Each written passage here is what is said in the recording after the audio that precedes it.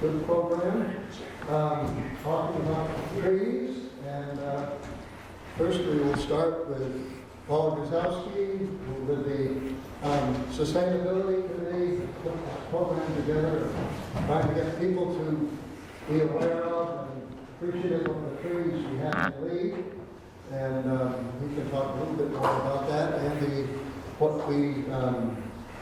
what happened as a result of this. Well, we don't really want to call it a contest, but we Call that contest.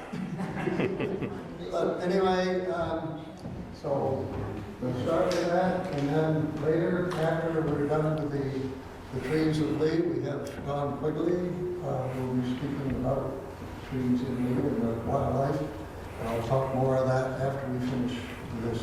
And I'd also say that we have a sign-up sheet out there, and hope everybody signs that, so we know, so we have a good count and know who actually showed up, and hopefully we'll be able to make our other programs. Thank you, Paul. Watch out for the cords. Pardon? Everybody shut off the cell phones because we're recording this. Yeah, if you could silence your phones, that'd be great. I'm Paul Gasowski, Catherine Fisher. You probably know Catherine. If you don't, you can meet her. Don Quigley. You're in a safe place, so you can admit freely that you're a tree hugger in this spot. So back in maybe May or June, we sustainability sat down and tried to figure out a new project to take on, and we kind of said that we would like to do something with trees and Lee's trees in particular. So we kind of collaborated. We put the invitation out with other committees and commissions to collaborate with us, and some folks were able to take us up on that. And so Catherine Fisher has been really instrumental in helping us, and she predates all this Lee's Trees contest stuff, and she's been doing work with Massway for a very long period of time, and with our community, and she's a member of the Conservation Commission.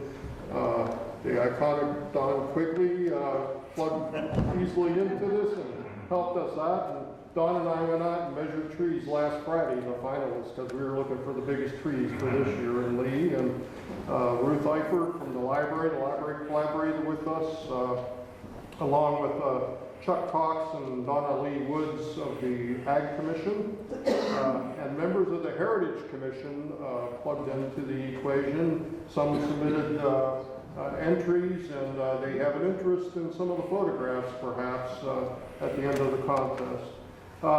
Massway School got involved thanks to the efforts of Catherine Fisher and Principal Carrie Bache. And I suspect some of the teachers are here tonight, but the kindergarten classes of David McCormick and Mary Ellen Webb participated in the contest. Heather DeRoy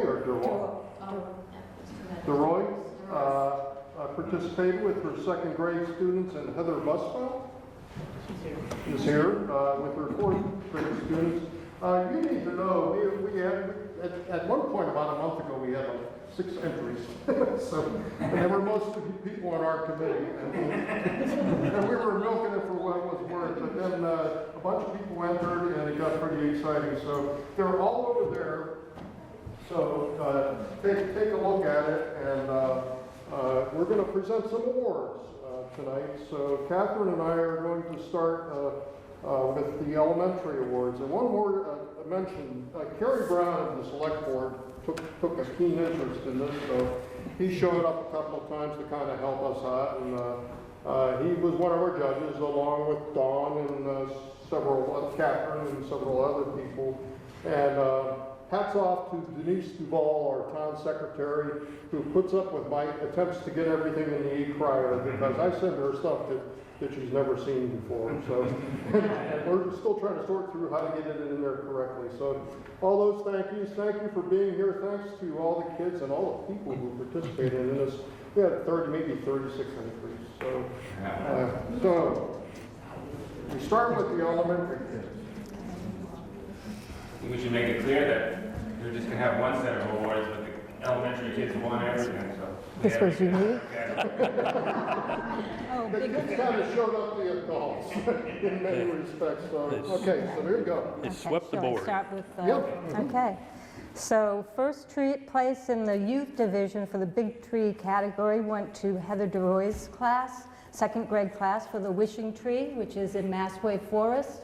If you don't know it, seek it out, because if you kiss it, it has a big nose, and if you kiss it, your wish will come true. It might take a while. Mine took a year and 6 months, but it did come true. So she's not here tonight, but I will accept it in her stead.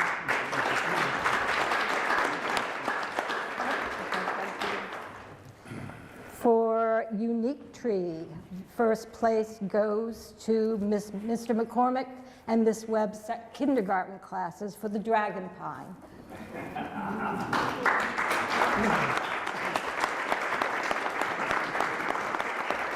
want to speak about the dragon pine, Mary Ellen? I could just say that we have a lot of fun going to the Dragonfly. It's a great, on the trails headed for the police station. And it's a giant tree that has a lot of different branches, and one of the branches goes way up into the sky, and you can climb up in between the lower branches and then climb out, and they love to jump from it. So it's a really fun tree. For a lot of kids, it's the first tree they've ever climbed. Yeah.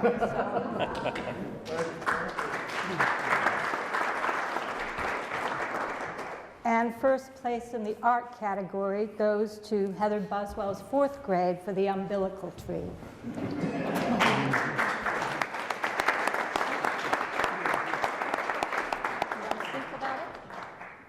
Well, I just wanted to say thank you for the opportunity. And we had a great time every week when we go on our nature walks with Catherine, and we've learned a lot. And I think one of my students is here. Patrick, are you here? And he specifically, he wrote a little poem to go with his picture of the tree. So I think I saw it circulated there. So I don't have it. I don't have it's. Is that, did the cutter, is that? Yes, oh, yeah. Yes, well, it Yes. was a kind of existential thoughts on the umbilical tree, which, if you don't know, was a tree that was girdled quite extensively. But it has this umbilical cord that runs from the trunk beyond the treetop, and so this giant oak rests on a rotten stump and is fed constantly through this tube. It keeps trying to send stuff down, so it's swollen above the stump. One of these days we're going to walk out there and that'll be the end, but so far it hasn't happened. And so Patrick wrote a kind of existential thoughts about the umbilical tree that went something like that. I'm going to say it wrong, Patrick, and I apologize, but would the girdler get girdled? Will the chopper get chopped? No, because a tree can't move, but which I loved. Am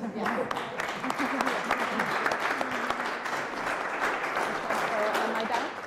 Yes. Thank you. Yep.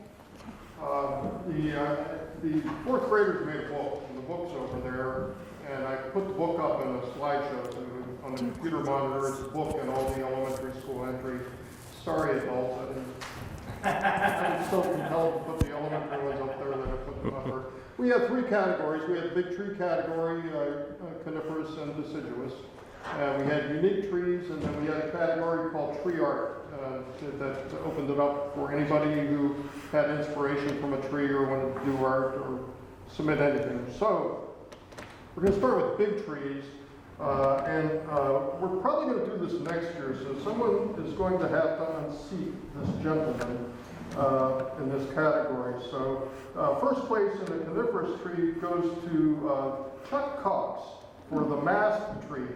And the mast tree measured 106 inches in circumference, is 111 feet tall, and the aggregate score was 217. So if you have a bigger coniferous tree than that, bring it on next year, okay? So Chuck.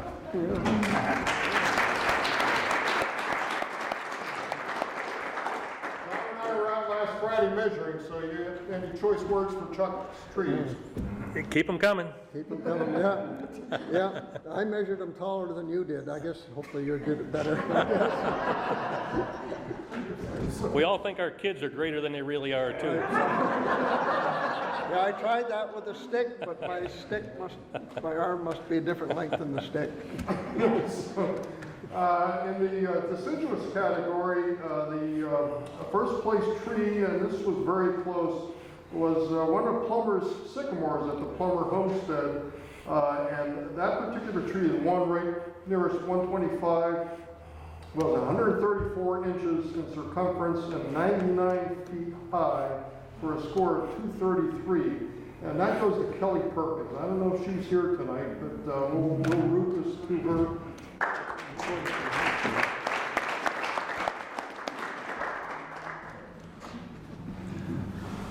In the unique tree category, we had a lot of really interesting entries. So we awarded some second place awards and some first place awards. Second place for unique tree, one of those second place awards for unique tree goes to Ruth Sample, who submitted a tree. You could name your tree. Her tree's name is Kevin. And Kevin is a black gum tree, or a tupelo. And Dean's here. I don't think Ruth is here, but Dean accepted the word for Ruth.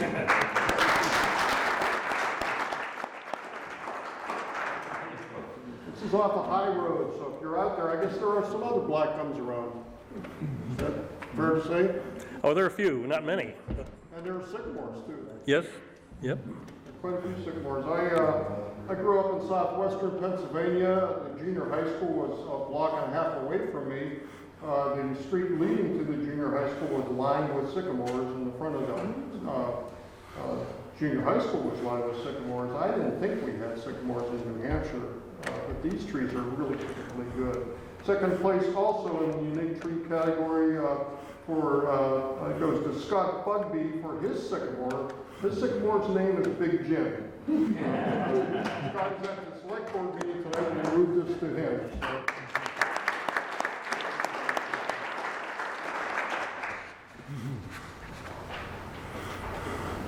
And this is a really touching story. Second place also in this category goes to Laura and John Gunn for John and Laura, 1962. And this story was in the E-Crier, if you follow the E-Crier, but it's also over there, and I encourage you to take a look at it. Laura's here. Would you like to come up and accept your award and say a few words? Okay. Congratulations. Thank you.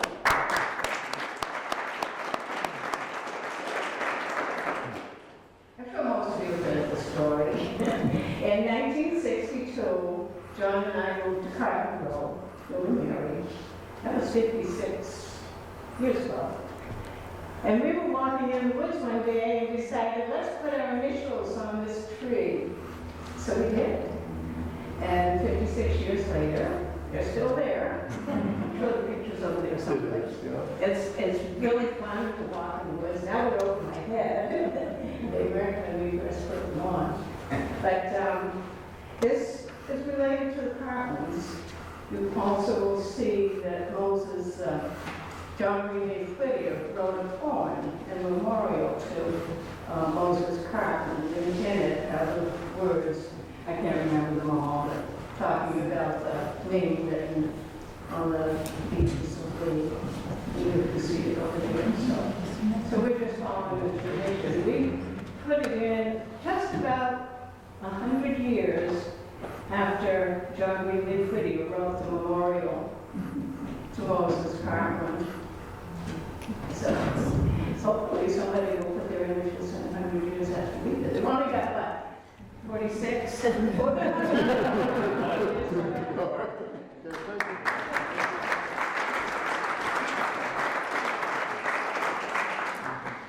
And first place in the unique tree category goes to Big Beech, which is a beech tree, and to Chuck Cox. Oh.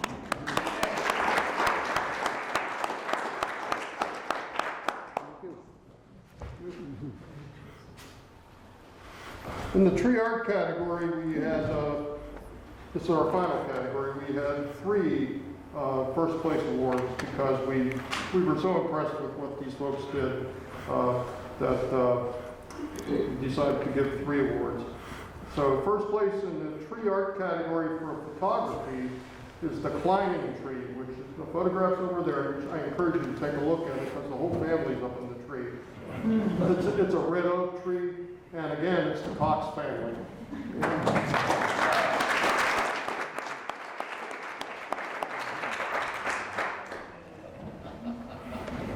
Also, first place in the tree art category is Bertha, which is a white birch, and this is Dean Rubine on their property, and Dean wrote a song. I don't have the song here tonight. I'll put it up and link it to E.E. Pryor. So he wrote a song about this tree and submitted it. Congratulations.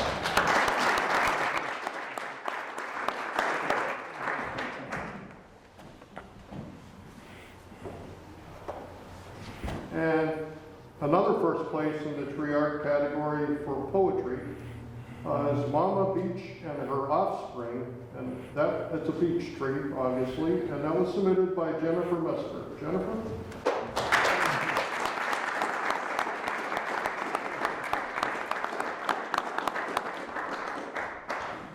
And we decided to do a best of show.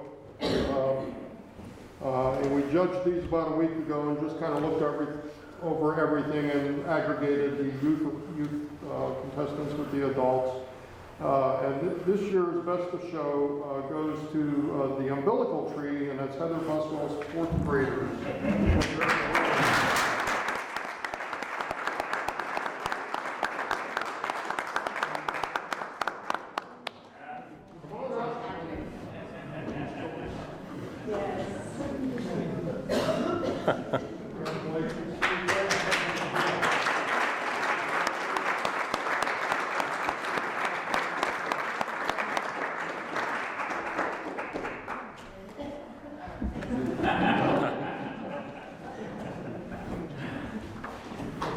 That's it for us. Well, my comment about the Lee's Trees program is, first of all, we owe a lot to Paul. He's a stick-to-it guy. This is when he starts a project, it gets done.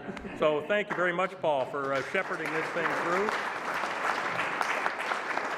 And my other comment about that is, for 40 years I've lived in this town, and I saw trees that I didn't realize existed out there, and some of the passion that people have for their trees and their lawns. I think the program was a tremendous success, and we're gonna add a little bit to it next year. We'll give it a little bit of a different spin, learn from this one, so keep an eye out for it, and we'll refine it and get your entries. Thank you very much.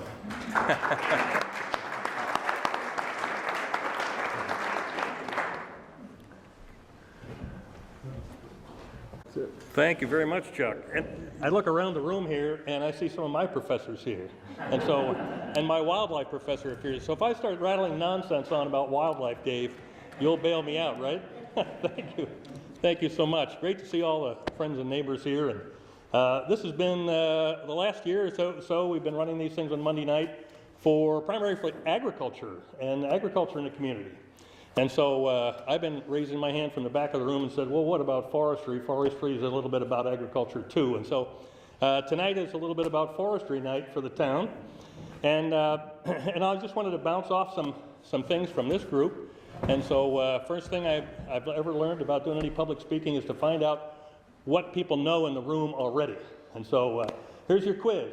So what is the #1 most forested state in the United States?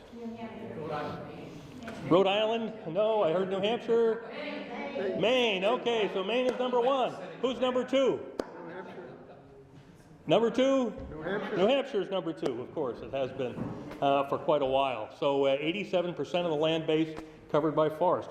84 to 87%, depending on who's counting now and how you count, whether you count trees that have houses stuck underneath them or not. So that's always been a debate between New Hampshire and Maine, is how we measure that close race. But 5 of the most forested states in the United States are crammed here in the Northeast, and so we really are a forested region of the area. And so just wanted to think a little bit about the town of Lee. And so a little bit of a slide here. I don't know if this is going to be, can people see it okay? Yeah. Can we hit any lights here, Jim, or just they all go together? Maybe the ones on this side or something, we could dampen them down. First of all, Jim gets this place so toasty, it's like being in the womb in this Grange Hall, I'll tell you. And so, on a cold night. Thanks a lot, Jim Brady. So, I don't know if we got the right focus here or not. We'll keep.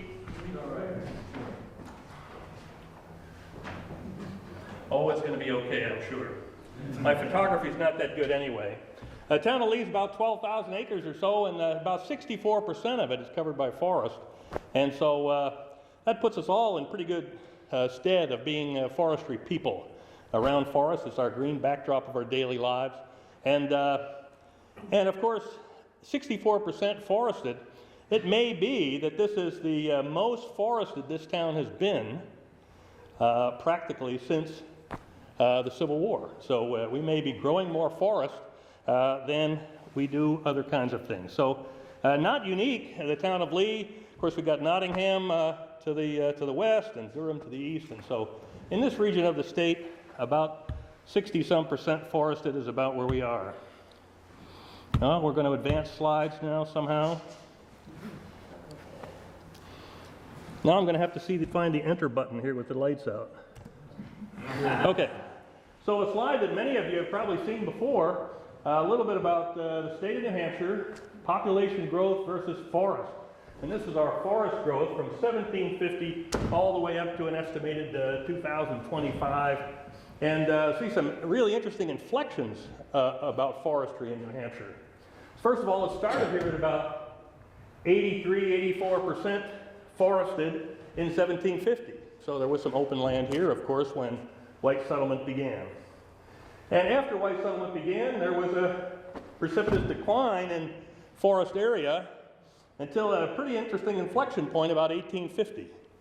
So the forest was, at that time, down to 48% of the state was covered by forest.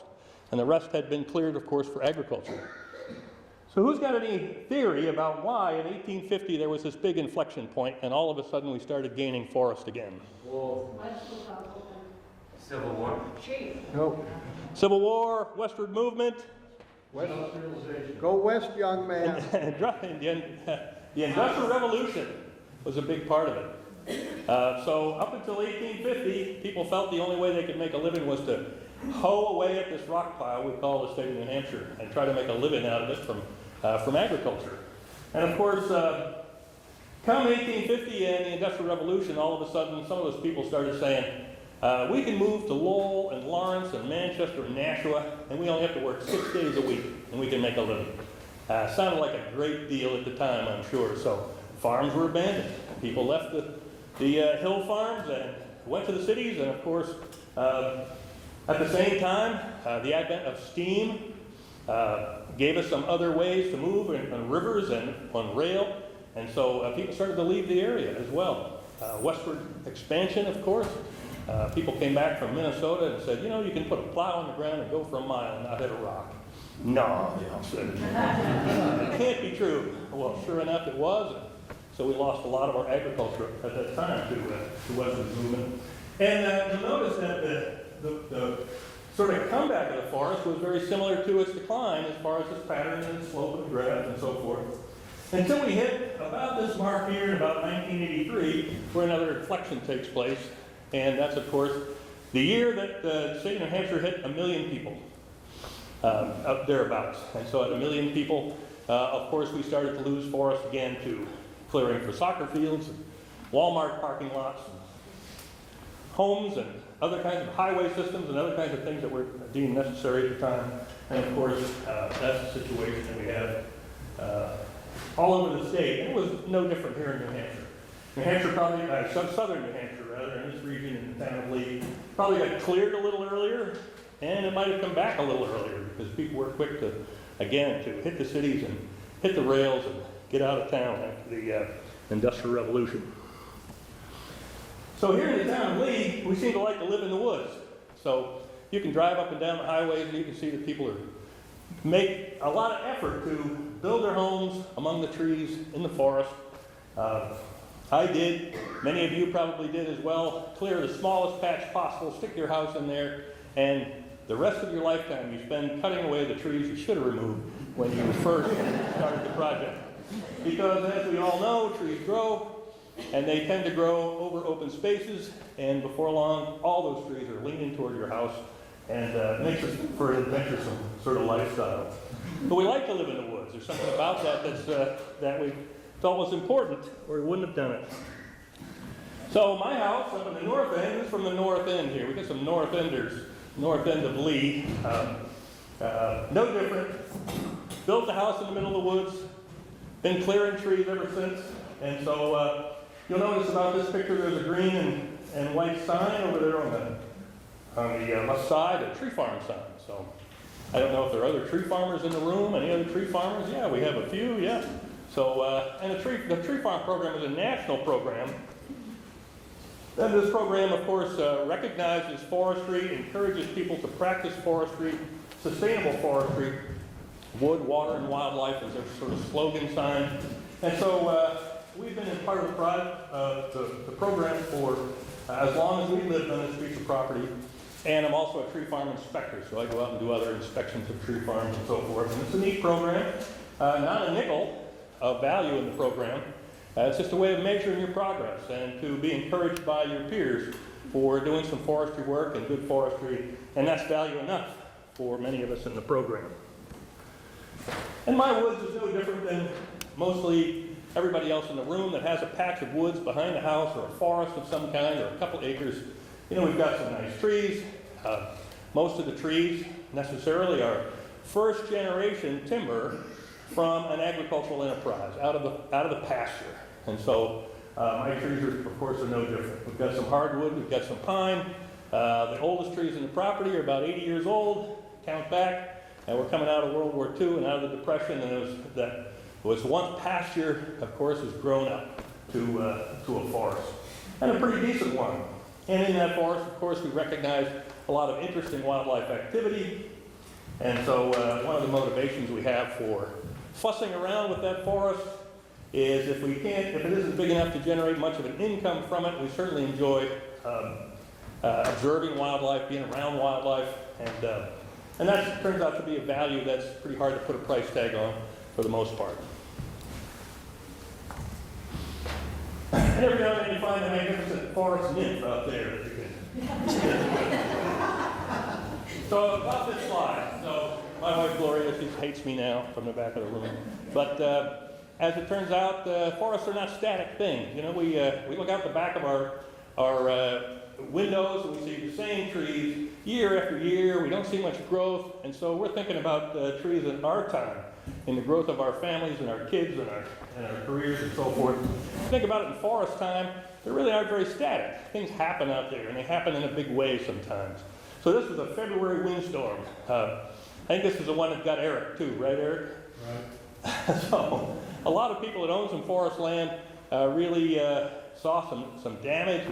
We're out of power for a long period of time. But these are big trees that blew down in that storm, and you can see the little trees are still standing around them. So these trees really overgrew the site. You know, again, this was a first generation of forest from what was agricultural field. And these big pines got to a point where they overgrew the site, became vulnerable to this kind of activity, and change takes place. It takes place in a big way sometimes. Of course, we've got that, and then we've got some of these things that come along, some ice storms every now and then. And so we all suffer a bit when the ice storms come, but in the forest, of course, there's a tremendous amount of damage that takes place in these ice storms. Changing the stand dynamic, as well as knocking out our power and other kinds of things. So we've all had experience with that. But just one of the things that really creates an interesting dynamic for us as forest landowners. And here's another thing that happens on your property. Sometimes other people come on your property and do interesting things. I don't know if there's anybody from the Conservation Commission here, but so they came and visited my property to check on my conservation easement, and sure enough, my neighbor kid turned 16, bought a truck with tires this big, and he decides he's got to drive across my property with that truck in springtime. And so, sure enough, made a mess. He got his truck stuck on the property on the bank of a stream. And what do you do when you're 16, you get your big truck stuck on the property, you call all your friends with their trucks to come and pull you out. And so this is what happened. So this young man, we went, got him by the ear and explained a little bit about other people's property, and he was a good kid. He came over and spent a couple of days with me trying to help repair the problem. But you know, one of the liabilities, of course, of owning land is other people want to use it. They want to be out there too, and they want to enjoy it. We've got to come up with a plan for that has a little bit of flexibility, because everybody wants to enjoy your property in a different way. This guy, when he was 9, had a little mini bike, a dirt bike, and he's on my trails, and I threw him off. He'd come back, and now he got a 16. He bought a big truck. He comes on the property again. So we have a dialogue going on. And all of us that own property have to think about this as well. You know, it's great, neat stuff. We love it. We're out there doing all kinds of interesting things, and then somebody else wants to use part of it as well. And it's almost too easy to go put up one of those yellow signs to deny any access to your property at all. And it's a complicated thing, and all of us have to deal with it and address it at some point or another. But actually, this young guy and I learned a lot about each other and about my property, and at other times he was actually defended some of the things from other youngsters on the property. So growing up, it's part of growing up, and it's part of growing mature as a landowner. Try to figure out how you're going to let your neighbors use your property. Not an easy thing. Because one of the things you do, if you have a big enough forest, is to start putting price tags on some of these trees and think about, well, you know, can I pay my taxes from this land? So I own about 40 acres, or we own about 40 acres, and there's enough trees out there that we can have a harvest from time to time, and think about wood products and growing wood products and responsibly harvesting wood products. And so with the tractor and some careful decisions, we're able to do a couple of timber sales, and so we've had a couple of timber sales on our property. The thing that's important to know about harvesting trees or trees around your property or around your home is that it's very much a labor and equipment intensive enterprise, and so just a couple of trees will have no value to you in the marketplace of wood products. If you're talking about 100 trees, now we're starting to talk about something that is economically viable. But I bet as a forester and having worked in the wood products industry, with the wood products industry, I used to get about a call a week from somebody that says, I've got these 2 beautiful pine trees in my backyard. What are they worth? And the answer is those 2 beautiful pine trees are probably worth about -$600. So, because that's what it's going to cost to have somebody come on your property with machinery, carefully remove them, clean up the mess, and haul them by themselves off to some other place where they can be valued. And so it's a very complicated thing. So the value of those trees is something that needs to be considered carefully, but you need a bunch of them to make it happen.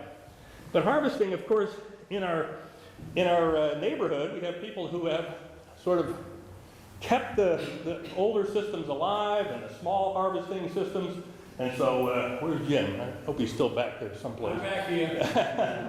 So this is Jim Brady, of course, and his team pulling out a log. And so we do have people in our neighborhood, in our community, who have sort of specialized in doing small jobs, removing a few trees, doing it the old-fashioned way. And we really appreciate that there are people in the community that are still willing to do that, and the tremendous labor and the cost and the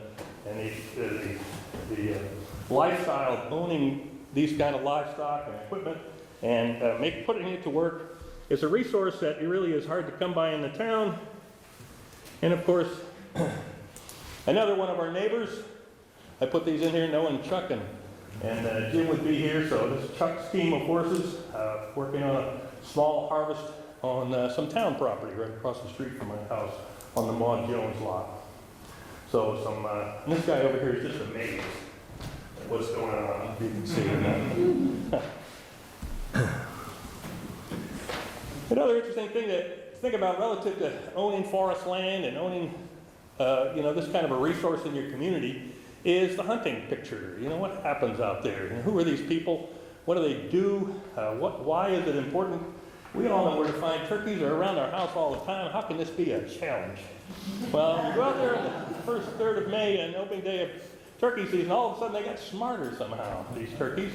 But, some hunting is an interesting sort of enterprise in a small town like ours. There certainly are hunting regulations. There are a network of people that love to hunt, are very responsible at hunting, will take good care of your property, will be out there and actually be monitors of some of the interesting things that go on your property.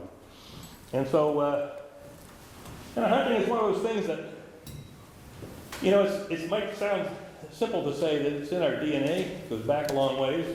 But if you do hunt, I know there's some hunters in the room, people who do that, and there's value in it from that standpoint, that this is something that's always done, the providing of food from the forest and from the land to the table, and even if it's done at a minute and a tiny scale, it still has value to the community, I believe, from that standpoint as well.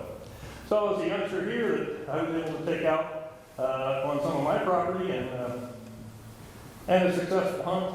It meant a lot to me to see this young fellow sort of pursuing this as a hobby for his lifestyle, learn a little bit about the land, be out there at an interesting time of the season, a time of the day. And I'll touch on that a little bit later on as well. So hunting, it's easy to say, I don't want those people on my land, but be thoughtful about the process. If you get to know who these people are and allow a limited opportunity for them on your property until you understand how the system is working, I think you'll see value in it as well. So you don't have 40 acres. Can you still manage your forest? I know there's some folks in the room here that have just a couple of acres with a house lot, maybe a dozen acres out behind the place. So you can still be a manager of the forest at that level. There are things that you can do to bring some of the interesting aspects of the culture of forestry to your lawn. So connect with the resources. And get out there and get to know the trees and the shrubs and the wildflowers and so forth that grow. Start out close to the house, move further back into the woods until you're off the property onto somebody else's property, and getting to know the land, getting to know the resource. And there's no sort of substitute for just spending the time out there and seeing the value about it. Learn the trees, learn the names. I think this interesting project that the town engaged in here this past year, this business of getting youngsters out looking at the trees and having people actually submit some of their magnificent trees on their property for the rest of us to see and enjoy, I think that's been valuable. Creating space for kids to explore. If you work with kids, if you have kids in your neighborhood, give them the opportunity to explore. I don't want to take any of Dave Miner's presentation for a couple of weeks, but I think we all recognize that things are different now for youngsters. When we were kids, we roamed. I was instructed to be home by 5 o'clock. That's when the old man got home, and that was about it for the backing that we had for the day.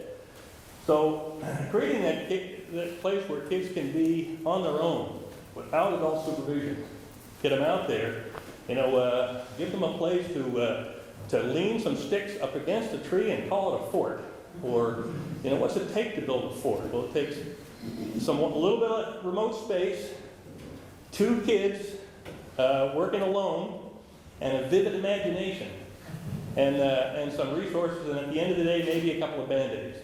But the value in the system, of course, is they solve their own problems, they socialize without adult supervision, and they gain value in touching sticks, moving leaves aside, and here come the mosquitoes, and what do we do about that, and other kinds of things. So I think all of us recognize how valuable it is in our community to make that space and invite those youngsters, whether they're our own kids or grandchildren or neighbor kids or something, to have a space where they can just explore and dam up a little brook or, catch some things under a log or something.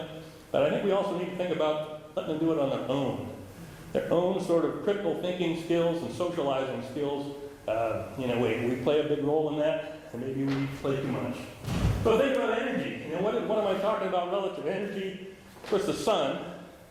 And It creates the fuels that feed the chain of life, sunlight, soil, carbon, water. Just think about that when you make a decision about cutting things or what to cut, what to leave. One of the things we've already done by building a house in the middle of the forest is to let in a bunch of sunlight. And I think that's the first step in creating energy that allows us to see a lot of wildlife. We have a lot more wildlife in the acre around our house than in the 20 acres way back in behind the house. Why are they there? So let's think about why they're there a little bit. The first thing we do is plant grass. Now, grass has got to be the most noxious plant on this planet when you think about energy inputs, chemical inputs, fossil fuels, and creating a sterile environment for other plants. Can there be anything worse than grass? Yet, I've got to go mow every week, and you do too, and there's something about it. We haven't been able to cut the thread between us and grass. They're doing it, of course, in other places where there's not enough water to create green grass. But in that green grass, of course, we create habitat. First of all, there are grubs, then come the voles and moles, and the mice that all come into that system, and from that, the chain of life just keeps on going. So this being the year of the squirrel, and most of us had an amazing year of observing that particular niche for wildlife. There was a place between the Lee traffic circle up north of 125 before you get to the first gravel pit. There were that many squirrels on the road that they could not be counted at the legal speed limit when you're going up the road, smashed on the road. So something about a habitat right in there. It gave us all a chance to be wildlifers, didn't it? So to think about the biology of it all. Where did they all come from? Well, big acorn year the year before. And they were able to survive that, have multiple litters, more and more. So this was one red squirrel. We watched them for a month, clearing out every nut from a hickory tree. One red squirrel stopped on our front stoop and shucked every one of those hickory nuts right there. And where he put them, we don't know, because we lost track of it from there. But I think we all have a story about the fantastic sort of population of squirrels this summer, and how interesting it was to see them all.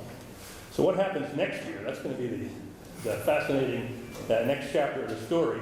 We have a crash in the population because, as Dave told me years ago, populations peak and they collapse. And so was this the peak, or is next year going to be the peak? All those kind of things are very interesting to think about. But I know one thing. We're going to have some fat coyotes running around this year. And they might have, that might be our next chapter. So the other thing we do around our house, of course, is we put out feeders and we bring in wildlife. We have all kinds of ways we bring them in. Of course, they only eat a couple of those seeds, and the rest of it they throw on the ground for every other kind of critter that is in the neighborhood. So we create this energy, this fuel. We're building it's like a fuel buildup around our home for a wide array of wildlife. And not only do we put up feeders, but we plant these plants, these flowers and other kind of shrubberies around our yards that are excellent habitat for birds, other wildlife, to draw them in again. The constant drawing in of the wildlife around our homes so we can get a better look at it and so forth.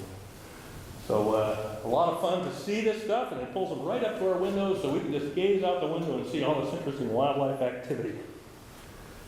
Of course, moving on up the food chain, if you have mice and voles and squirrels and other kinds of things drawn to your energy around your property, then you get the next sort of level in the food chain.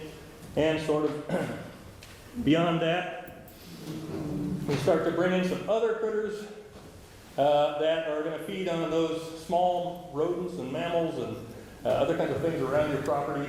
So a barred owl, of course, from right behind the house. All these pictures are taken right in our lawn area around the house.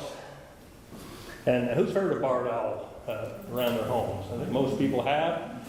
Summer nights, windows are open, and you hear the familiar call. Sometimes it's far away, and then all of a sudden there's one closer. So we all have a neat opportunity just to observe. We can only just spend the time to observe a little bit more. And how about one of these guys? Who had one in the yard this summer? I see one here, some hands back there. So I'll bet we're seeing more bears in this town than ever. historically, the residents of the town have seen, even back when they were trying to hunt them because of predation and for their own food crops and so forth. So why so many bears around our home? Well, here again, we've drawn all this energy into around our home, made open spaces, put out all kind of food and feed, and so we missed this shot, though. It's not a great picture. And following behind the sow was, of course, 2 little cubs. It was the neatest little thing. You can see the little feet scurrying behind the mother bear. I think it's possible that this bear was hit out on Route 4. There was a bear killed out by the Lee, close to the Lee traffic circle earlier. We hope it wasn't the one that had the 2 cubs, but not sure of that. But here's an opportunity to, again, have things in our lawns. A little scary to have a bear out there, but excellent wildlife lessons. Interesting to think about this population. Highest black bear population in the east right now, by count, by square mile, by population, New Jersey. Go figure. Black bears in New Jersey. Why? I guess they're not looking for wilderness, are they? They're looking for bird feeders. So if you really want to sort of control the situation, get your bird feeders down and in the house by 1st of April, because that's really what these bears are doing. They're cruising backyards looking for bird feeders. Easy food. It can't be any easier pickings.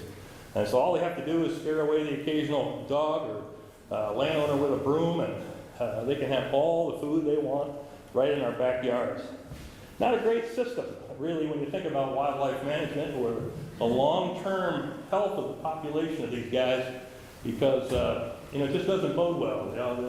The fish and game people always say a fed bear is a dead bear. And sooner or later that bear will have to be killed because they just keep coming closer and closer. So we should all be really conscious of that when we're leaving those bird feeders out, seeing these bears around our neighborhoods and so forth.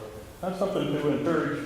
Although it's pretty cool to email somebody from the town and say, hey, just had a bear in the backyard. So it's not just the animals, of course. We have all kinds of other things that energy, that daylight that we can create around our property. If we're out there looking for it, we can see some neat opportunities. Again, find a lot more lady slippers in the periphery around people's homes and barns and farms than we do way out in the middle of the woods, where that energy is created. Anybody know what this one is? Can you see it? Jack in the Pulpit. They're only out there for about a week, it seems. And if you're out there and you see them, they're a pretty darn spectacular piece of vegetation out in the forest. But if you're not out there that week, you'll miss it. They go away fast. But just some spectacular things that we have an opportunity to see and encourage. A little more daylight for that, where those plants grow would probably be a big thing, but not too much because they won't grow in the open sun. They need a partial shaded sort of environment. Here's something I'll recommend for those of us that don't have a big piece of land or a lot of time to be out there. These things have turned out to be a lot of fun. Anybody out there that puts out a trail camera as a game camera? A couple people do. And I bet you have as much fun with it as I do. All kinds of things happen at night out there, and we're not there, of course. We don't see what's going on, and it's we wake up in the morning, you might see some tracks or something, but these things give us the opportunity to be out there all the time and to be sort of aware all the time of what's moving around our land and our homes. And they don't cost much. For about $60 you can get in the game, and a whole handful of batteries, of course. But there are a lot really sophisticated ones that give you real-time sort of views, and you can look at them on your computer terminal in the house and so forth. But this is a cheap one, and I put it out when I see some interesting activity or tracks in the snow. I'll put it up for a while and try to solve the mystery. And that's really what I enjoy doing with it. See what's moving around out there. So a couple years ago, I planted some apple trees. 2 days later, they were torn out, stomped completely to the ground, these apple trees. I don't know how you people that grow apples do it, because every time I plant apple trees, these guys come along, and they rake their antlers on them, they stomp on them, and everything else. And so, sure enough, I put up the game camera, and after I saw the damage to these apple trees, and the very next night, here's this guy out there eyeballing my little apple tree and about to rake it over one more time. So what are they really trying to do? Well, it's established territory. They want to put down their scent. They want to create damage to the plant so that does in the area will be attracted to that. And so for all those reasons, it can help you unravel mysteries. And of course, about 2 hours later on that same scene, here's our friend Mr. Coyote coming around. And so why so many coyotes these days? Because of all the energy created around our homes and all the mammals and rodents and other kinds of things we brought into the area. These guys have a field day. And we don't see them during the day that much. The healthy ones, of course, just they prowl at night, looking for opportunities. And so a pretty magnificent animal when you rule out that they either could be a little dangerous, that there are cats and dogs around and so forth, but they do patrol. And if you, after a snowstorm, you can see coyote tracks go to all the interesting places around this property. This sort of fascinates me. And I see them from time to time. You don't get a look at them in the daytime very much at all. So here's a little wildlife imagery and a little mystery to solve. So I noticed there was a scrape, and a scrape in the ground here in the fall. A buck will make a scrape of the leaves, and they'll put down scent in that scrape. And if there's a low-hanging branch right above it, that buck will raise his head and rub the side of his face on that branch and the base of his antlers, and they'll be putting scent on that twig that's right above the scrape. And so I found the scrape. So sure enough, the little 6-point buck came out there. He's putting his scent all over this branch at night. And right behind him is a little spike buck, a little first-year buck. So he's the youngster out there. So the 6-point goes away, and the spike buck checks the air to see if the coast is clear. And looks to the left and looks to the right. Yep, he's gone. Okay. So the little spike buck comes over and smells that same spot. And in fact, no doubt detecting power of that scent and thinking about his own chances in the grand scheme of things. And in the next scene, of course, here he is putting his own scent right on top of the other buck's scent in this system.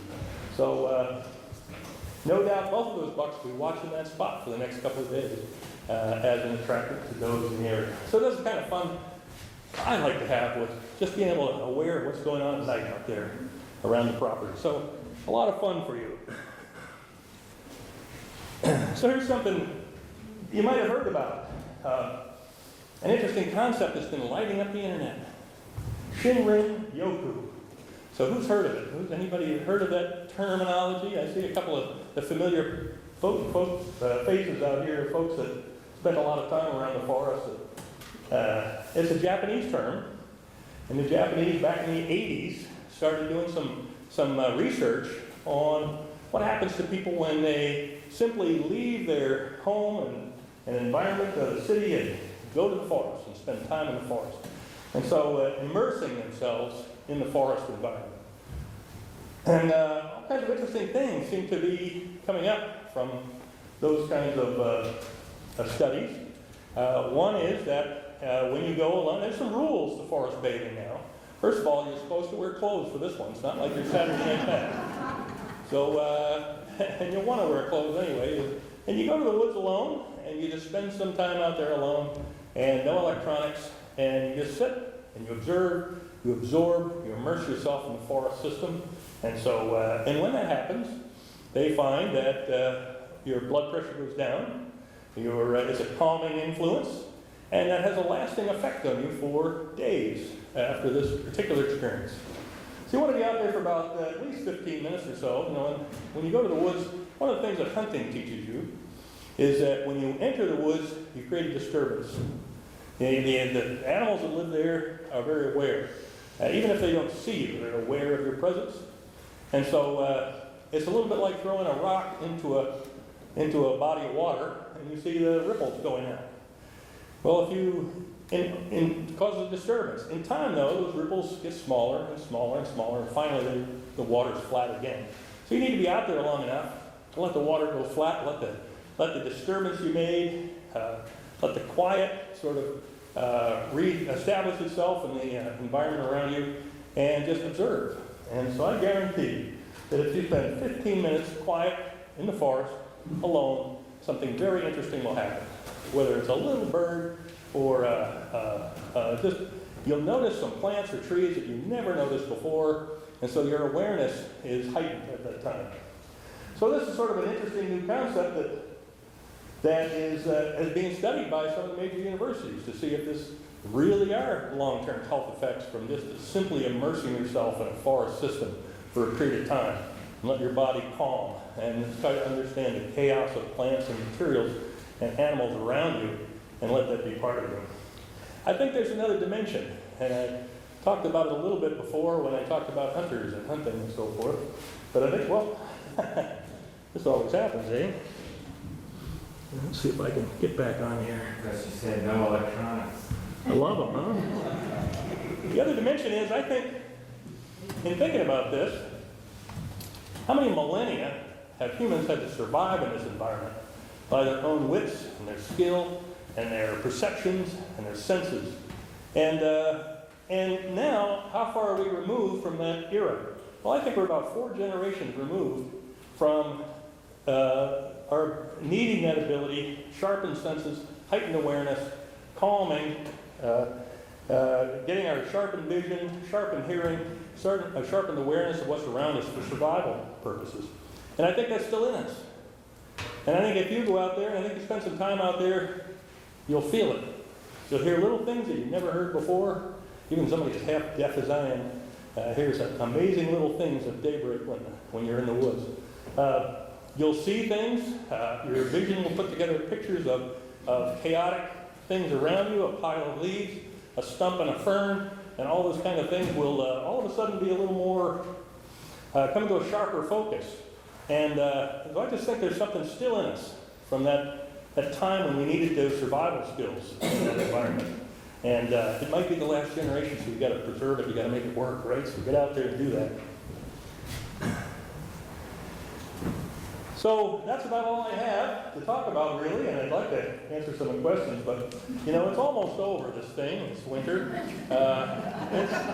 You know, 1st of March, start to see the green things along the foundation, and then you know it's on the run. Groundhog comes out of his hole next, I think it's the next Saturday, I believe it is, Groundhog Day, so always a big event for us here in the Northeast, Groundhog Day.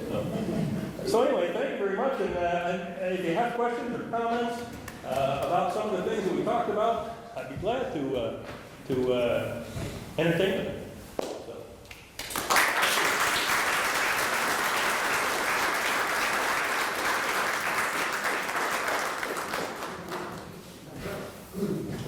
Do we have some questions? I got a question. My wife sent me something today that the polar vortex had a silver lining and that it was going to kill some emerald etch borers. I don't think that's something that's ever been documented, but in winter of 2014 and 15, and that was, maybe you remember that one, it got down to about 12 or 15 below here in this community, and it stayed that way for a couple of nights, and it knocked out our hemlock woolly delta. So I had hemlock woolly delta started on my property, and I saw it, well, there go the hemlocks. The delta was, you know, I actually saw the evidence of them on the branches of the tree. And following that big cold snap, they were gone. So whether that's having any effect on, but keep in mind where emerald ash borer was first detected in this country was northern Minnesota and Wisconsin. It doesn't get much colder than that, so I'm not real hopeful. Looking forward to this polar vortex. We need a good vortex now and then, don't we? On the question of the hemlocks, on our property, I think we could probably do 50, 75 dead hemlocks now because of the woolly delta.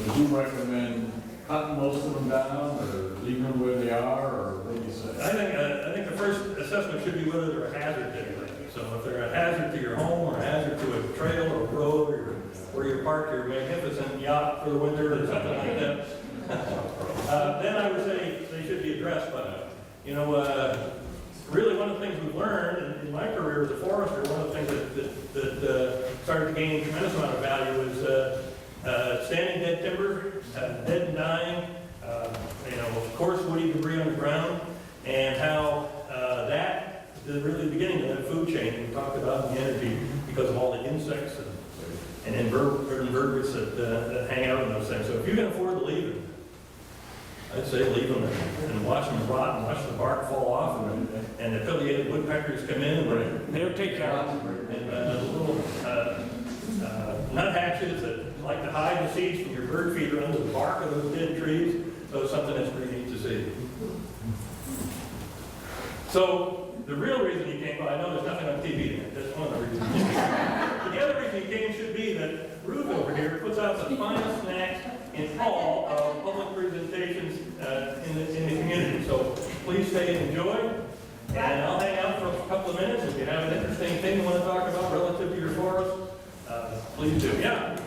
You go into a little bit into how hunters and anglers contribute to the conservation of wildlife and forest. So I missed part of your... How hunters and anglers contribute to conservation and protection of forest. Yeah, so that's one of the things that in our state, if you want to support wildlife and wildlife research, hunting and fishing, part of what you pay for a license goes into that system. I forget the name of that fund though. What is it? McIntyre's Tennis? Pittman Robinson. Pittman Robinson, right. What is it? The other one was McIntyre's Tennis. But that's how we fund a lot of the research that goes on, especially with our own safe fishing game. There's a lot of federal resources as well that go into that. But and also the moose plate, the conservation moose plate gets a lot into this kind of thing. So. Yeah, could you say a couple things about backyard maple syrup and firewood? That stuff's poison. Don't even bother with it. So yeah, who's made maple syrup behind the house? I think when our kids were small, I think everybody's gone out there and tried it, right? And we put some taps in the trees and put a kettle on the stove and cooked and cooked and cooked until the wallpaper fell off the wall. Amen. And so we've all had a minor experience with it, but there are also some bigger producers in our community. And one of the interesting things about the maple industry is that in the last 5 years, they've doubled the number of taps and trees in New England. Doubled. So that industry has grown like crazy. In the Northeast Kingdom of Vermont, a company came in and bought a little furniture plant, moved in all their big evaporators and massive tanks, and have a 1 million tap operation all over the Northeast Kingdom. And so it's just a huge industry now. But people can still enjoy it at the home level, the backyard level, and a few maple trees around the place. And of course, the Cox family does some sugaring, and others do it in your community. So it's just a great way to connect. It's a great way to sort of be out there at a certain time of the year, and the phenomenon of sap dripping into a bucket and that rhythm and that sound is something that's also in our DNA, I think, from way back. So. Thank you so much.